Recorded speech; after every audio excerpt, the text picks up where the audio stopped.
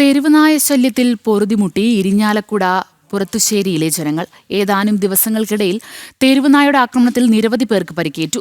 തെരുവുനായകളെ പ്രതിരോധിക്കാൻ അടിയന്തര ഇടപെടൽ ഉണ്ടാകണമെന്ന് നാട്ടുകാർ ആവശ്യപ്പെട്ടു.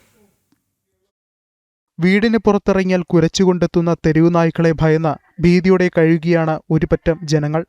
ഇരിങ്ങാലക്കുട പുറത്തുശ്ശേരിയിലെ ജനങ്ങളാണ് ഭീതിയോടെ കഴിഞ്ഞുകൂടുന്നത്. കണ്ടാരത്തറ മൈതാനത്തിന് സമീപം തെരുവുനായ ആക്രമണത്തിൽ ഏതാനും ദിവസങ്ങൾക്കുള്ളിൽ തന്നെ നിരവധി പേർക്കാണ് പരിക്കേറ്റത്.